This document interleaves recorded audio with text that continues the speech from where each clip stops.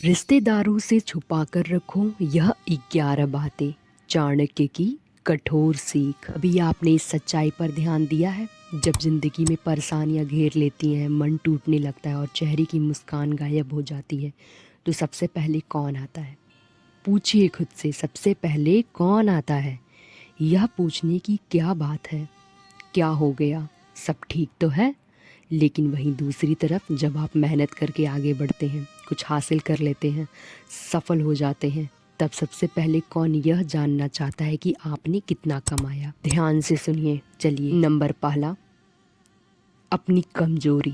जब आप टूटते हैं, जब आप टूटे होते हैं तो कुछ रिश्तेदार सहानुभूति नहीं, सूचना इकट्ठा करने आते हैं। ध्यान दीजिए, चाणक्य कहते हैं अपनी दुर्बलता वहीं दिखाएं जो उसे ढाल बना सके, बाकियों के लिए यह हथियार बन जाती है। नंबर दूसरा, अपनी आय और कमाई। आज जो पूछ रहा है कितना कमा लेते हो, कल वही तुमसे तुलना करेगा और परसों ताना देगा। चाणक्य कहते हैं धन जितना कम दिखता है उतना सुरक्षित रहता है। नंबर तीसरा, भविष्य की योजनाएं। हर योजना को तुरंत बताने की आदत सबसे खतरनाक होती है। चाणक्य कहते हैं योजना वही सफल होती है जिसे शोर बनने से पहले परिणाम बना दिया जाता है।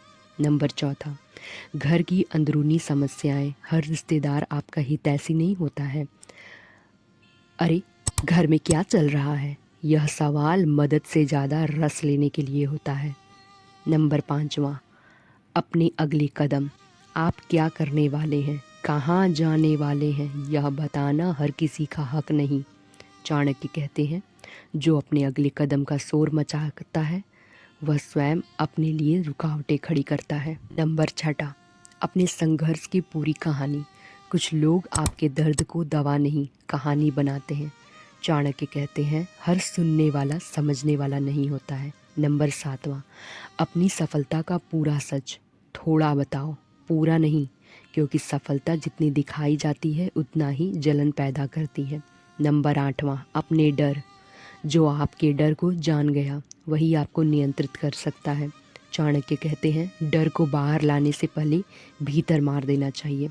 नंबर नौवां, अपने रिश्तों की सच्चाई। पति पत्नी, भाई बहन, माता पिता, हर बात सबको बताने लायक नहीं होती है। नंबर दसवां, अपने निर्णयों पर संदेह। पता नहीं सही किया या नहीं, ऐसी बात आपको कमज़ोर दिखाती है। चाणक्य कहते हैं संदेह को बाहर मत आने दो, नहीं तो लोग तुम्हारे फैसलों पर राज करने लगेंगे। नंबर 11वां, अपनी अगली जीत। जब तक जीत हाथ में न आ जाए तब तक चुप रहो। चाणक्य कहते हैं शांत रहने वाला व्यक्ति सबसे बड़ा खेलता है। तो याद रखना कि रिश्तेदार बुरे नहीं होते हैं, लेकिन हर रिश्तेदार आपका शुभचिंतक भी नहीं होता।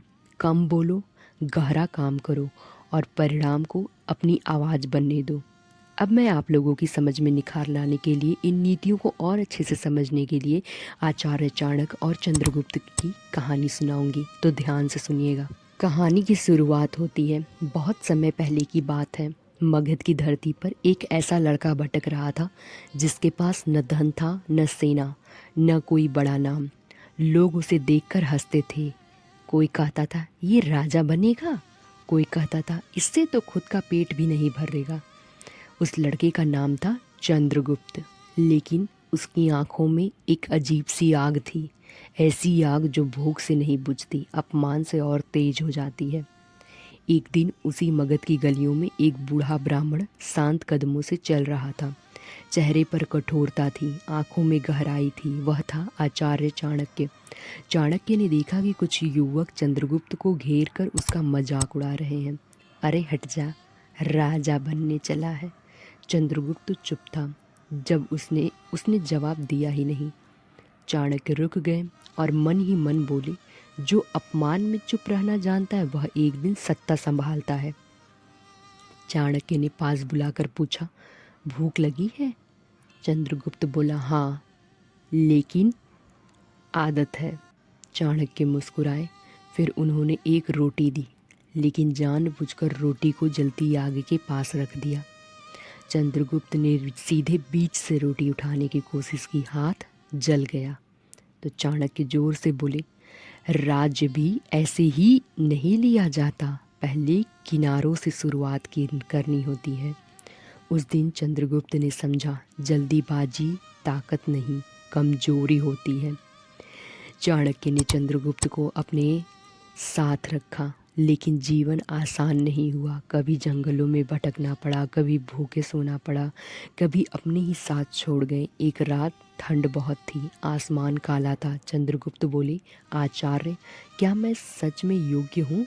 चाणक्य ने आग की ओर देखा और शांत स्वर में बोले, संदेह वही करता है जो भीतर से बड़ा होता है। एक दिन चंद्रगुप्त हार गया, पूरा षड्यंत्र विफल हो गया। वह टूट गया, आंखों में आंसू थे। अब क्या बचेगा? उसने पूछा। चाणक्य ने मिट्टी को मुट्ठी में उठाई और कहा, जब तक हाथ में मिट्टी है तब तक साम्राज्य की नींव रखी जा सकती है। उस दिन चंद्रगुप्त रोया नहीं, उसने ठान लिया, हार अंतिम नहीं, सीख अंतिम होती है। समय बदला, वही लड़का जिसे लोग रोटी के लायक नहीं समझते थे, वही मगध का सम्राट बना। चंद्रगुप्त मौर्य और चाणक्य वह सत्ता के सिंहासन पर नहीं बैठे, लेकिन हर निर्णय में उनकी बुद्धि थी।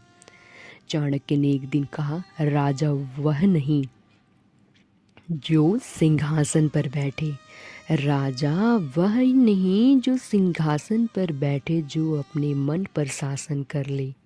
अगर आज तुम्हें भी लोग हल्का समझते हैं, अगर तुम्हारी राह कठिन है, तो याद रखना, इतिहास उन्हीं का लिखा जाता है जो अपमान में भी अपने सपने नहीं छोड़ते।